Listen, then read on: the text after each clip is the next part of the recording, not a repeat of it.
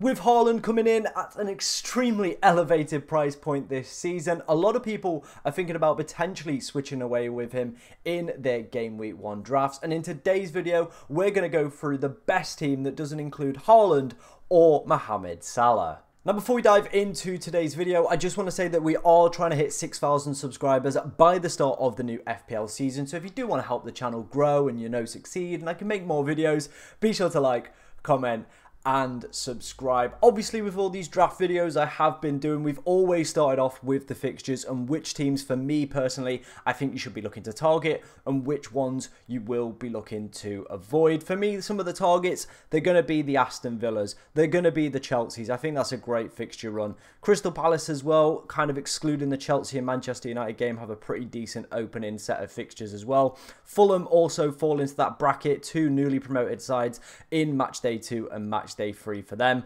Liverpool as well arguably have one of the strongest starts to the Premier League season. Newly promoted side, plenty of home fixtures as well. Manchester City, a little bit more hit and miss, but it is City as well, so we are expecting them to be dominant in every single game. Newcastle, great opening set of fixtures, even with that Tottenham one as well. They have a great record against Tottenham at St James's Park. Nottingham Forest opening 3. You'd argue maybe opening 6 if you exclude Liverpool as well, is a pretty decent set of fixtures. And Spurs for the opening 2, definitely worth some consideration. On the other hand, West Ham, Wolves for me, definitely teams I would be looking to avoid. Also newly promoted sides as well, don't really tickle my pickle unless you're looking for the 4.5 or 4 million players as well that are going to be bench fodder for this season. And then my most controversial and kind of hot pick, hot take, that's what I'm looking for. Hot take is Arsenal. I'm not a big fan of those opening set of fixtures. I think after that they definitely pick up with Leicester, Southampton and Bournemouth. But again,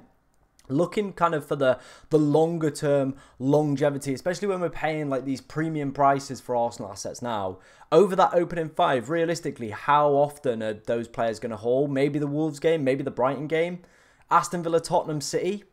I'm not really seeing a lot of points there for the Arsenal boys. I know it's a hot take. I know some people are obviously quite hot on Saka and the Arsenal defence and all that. But for me personally, I'm just not feeling the vibe. I don't think those fixtures are a good set to be targeting, especially with this more premium price, especially around the likes of Bukayo Saka. I think with him coming in at that premium price, for me personally, I feel like when he's now above 10 million, we have to be saying, right, what weeks is he going to be my captain? And we're looking maybe here at match day 1 and match day 3, but I think there are better options in both of those weeks. I think you've obviously got the Spurs, you've got the Newcastle. You could even go maybe for Phil Foden against one of the top teams against going Bukayo Saka, but he's probably worth a little bit of consideration in match day 1.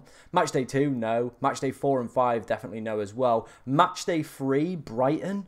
I mean, again, maybe, but he's not like the clear and obvious favourite. I think Ollie Watkins puts up a great shout against the newly promoted Leicester side as well. So, again, it's not a clear like favourite every single week. City have got West Ham, so if you went Foden or KDB as well, they offer great options again. So again, Bukayo Saka is not #1 captain option for any of these weeks. So why are we paying 10.5 million for him? It doesn't make sense. It feels around game week 6. Obviously, they play two newly promoted sides back to back at home. That for me is the week I will be bringing in Arsenal assets to look at that. And I think with us having the ability this year to obviously roll transfers and stuff like that, I think that makes a lot more sense. Right, let's move on to clean sheet data. Obviously, this is coming from 11/5. If you want to go and check out their amazing work on Twitter, obviously go and show them some support. This is predicted clean sheets over the opening set of game weeks. As you can see, Arsenal leading the way, but I kind of disagree with this. I don't think they're going to do as well as the data is suggesting. The weeks that are highlighted on match day 1, match day 3 and match day 6. I think the percentage wise is for match day 2, match day 4 and match day 5 are probably a little bit too high considering how good those attacks were that they're up against. So for me, I'm a little bit in disagreement with that one. City in second, so definitely worth investing in Gvardiol. Some good fixtures to go with that one as well. Liverpool, obviously Trent, Robertson, if he can get himself fit for the start of the season, could be decent options there. And then I think the next set of teams are all realistically where we should be looking at 4.5 million assets from. You've got Mikalenko, you've got Konza, you've got Anderson and Gahey, you've got Dunk, Verbergen if fit. Obviously goalkeepers always applying for this one as well. You've got Robinson, you've got Castagne, Castagne. And then for Forest, you've got Willy Bolly and Murillo at the moment, and Aina are probably my top picks as well. They've also got a 4.5 million goalkeeper. We're still waiting to see who that one will be, but I think it will be Sells. And then obviously the same rules apply for the teams down the bottom. They're the ones that you probably, unless it's going to be a 4.5 or maybe like a bench player that's never going to feature in your side, probably worth not looking at. I know a lot of people are looking at Manchester United defenders as well. Martinez, that new centre-back they've signed as well. For me personally, I think after the uninspiring and disappointing statistics they put up last season in terms of XG conceded, not worth considering for the start of the year. I don't think, again, their fixture run is as good as people are expecting. Yes, they've got some nice fixtures in there. Fulham at home is pretty decent on match day 1. Brighton, again, I don't really know how to call that one. Southampton in match day 4 is a pretty decent one. But surrounding that, you've got Liverpool, Palace, Tottenham and Villa. I think I've got to wait and see with United defensively, see if they've fixed the issues they obviously had last season and can kind of remedy that and make them a better solid defence before I look to invest any of my money in it. I think the teams that we've got towards the top end of this, Everton obviously leading the way in terms of, like, you know, a lesser side for clean sheets last season. Villa are obviously pushing top 4. The defensive data was a little bit wobbly. Palace were one of the best teams for XG conceded. So were Nottingham Forest as well. So, you know, you've got some teams in there that obviously have got great runs to start the season, really good historical data from last season as well. So for me personally, I would potentially be looking to target some of those teams rather than Manchester United. But that's my kind of hot take on that one as well. Let me know what you think about that one down in the comments section. Moving over to goalkeepers. We're coming back to this topic. I've had it quite a lot in my draft videos. I've had it a lot as well. People saying, you know, why not go for Raya? It gets you a nice easy way into the Arsenal defence. I would actually prefer, if I was to go for an Arsenal defender over the opening couple game weeks, going for a Saliba or Gabriel. I think it gives you a lot more movability with that kind of budget. Obviously, you're putting like 6 million into your back line. I think with your goalkeeper, there's very little reason to be changing them unless you may be on a wild card or unless, you know, they've picked up an injury and you don't have a substitute goalkeeper.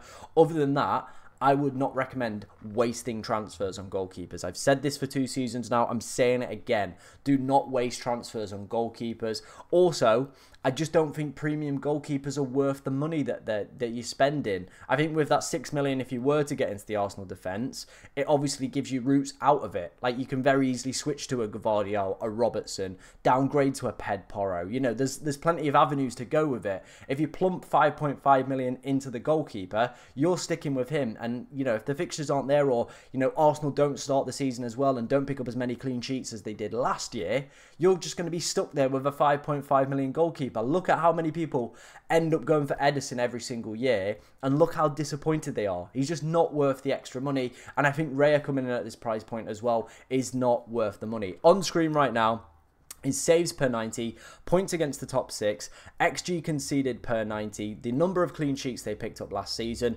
and points per 90. Now, for me, the big standout for this is obviously, yes, Raya got the most points per 90 on this list. Great for him. But look who's in second. It's Jordan Pickford, who last year was 4.5 million. And I think another 4.5 million goalkeeper will be challenging towards the top. It's just finding which one potentially could be the right one to go for. Mainly as well, I think this is another point I want to make as well, is a lot of people look for the rotating goalkeeper options. Bin that idea. Scrap it off. Where a lot of goalkeepers pick up large proportional points or hauls is against the top 6, and usually those are the weeks we have them on the bench. Jordan Pickford, for example, last season 42, Flecken 31, Leno 28, Onana 31, Martinez 36 against top 6 sides. These are the games realistically where most of us would probably be going, yeah, I'm not feeling it. I'm gonna rotate. I'm gonna put the other goalkeeper in who's got Sheffield United, for example, last season, and then they just get 2. But Pickford would be there. I think he picked up 15 points against Liverpool last season. You realistically wouldn't want to play them, but it's the way that goalkeepers are kind of built. Is if they pick up saves, keep clean sheets against top sides, the bonus point system will love them, and that's why they do quite well. So for me, I think rather than targeting the 5.5 million goalkeepers that play for the top sides, look at the 5s, look at the 4.5s, and pick a goalkeeper that has, you know, decent point scoring pedigree, can make plenty of saves, and plays for a defence that historically has been very, very good across the Premier League. So I think, realistically, Brentford with both centre-backs back, Pinnock and me, will be a lot stronger this season. Obviously, they still managed to pick up a decent amount of clean sheets last year. Points per 90 as well for Flecken weren't awful, but definitely could be better. And I think with those two centre-backs coming back, could make him a lot more of a viable option as well. Verbergen, if not injured, could be a decent shout as well. New manager, so we're going to have to wait and see on that one. Areola, I think, did quite well last season because he picked up so many save points per 90. I'm expecting a little bit more of a rigid defence from West Ham, so I think he could be a decent option as well, coming in at that 4.5 million. Let me know what you think about the goalkeeper situation. That's my thoughts on it. Obviously, I've done a little bit of research into this and kind of come up with my own conclusions, but let me know what you think down in the comment section below, and let's move on to the no Haaland and no Salah draft. Wasting no time, let's dive straight into this team. Let's start off with the goalkeeper picks. I feel after the last section, you probably know where my mind's at. I'm going with Flecken. I feel pretty confident that he's going to be one of the best 4.5 million goalkeeper options in the game. Obviously, the Crystal Palace lads as well could be really, really decent shouts. We're just waiting to see who's going to be the first choice with that one. Obviously, I feel Sanchez obviously fell out of favour. Looks like Chelsea are going to buy another goalkeeper. So for me personally, probably worth avoiding in that regard. So we're going with Flecken. Some okay fixtures to start the season, definitely some difficult ones. They are playing,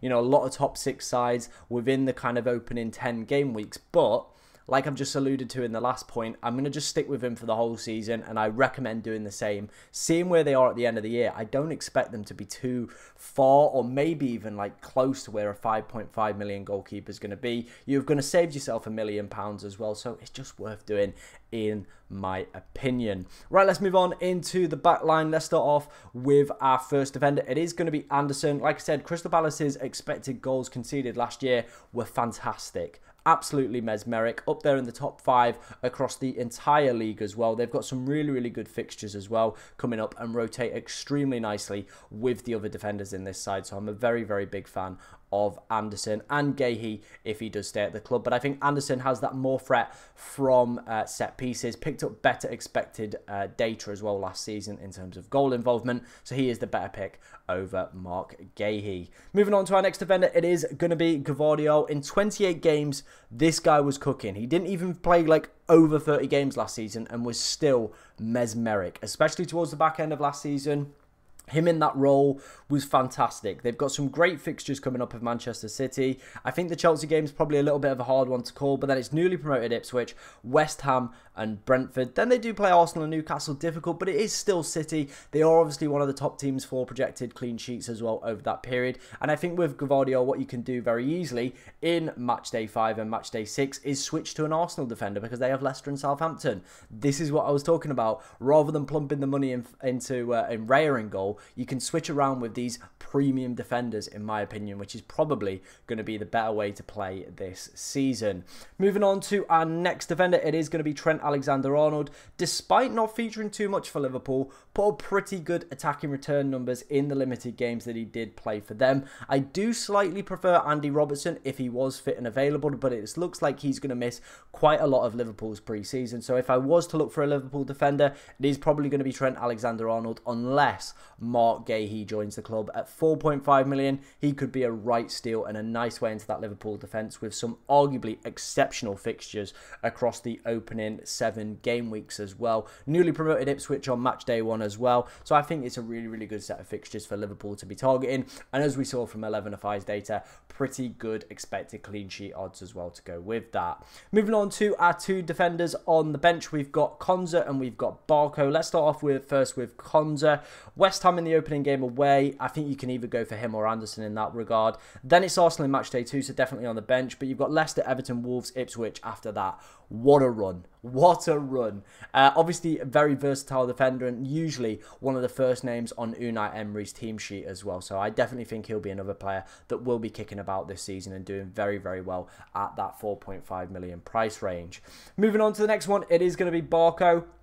Estepinian is going to miss the start of the season, so he's going to probably be playing left back at 4 million for Brighton. The opening 3 fixtures pretty difficult, but they got Ipswich, Nottingham Forest, and then after that they do have a really nice run. So for 4 million, player who's probably going to sit on your bench for most weeks, but over the opening few weeks does play some newly promoted sides and some decent bottom half sides at home as well. So again, will rotate nicely with Konza and Anderson in my personal opinion. Right, let's move on to our midfielders. First of all, we're going to start off with Anthony Gordon. An exceptional season for him last year. He finished second highest scoring player for points scored at home. They face a newly promoted side at home on that day. They also have Tottenham in match day 3 at home, but surrounding that as well, they've got Bournemouth, Wolves and Fulham. So a really decent set of fixtures for Anthony Gordon, to be honest. So again, a player that I've had since my first draft since the game launched, and I haven't even really considered potentially taking him out. I think he's that good of a player. Had him towards the back end of last season with Newcastle's strong fixture run.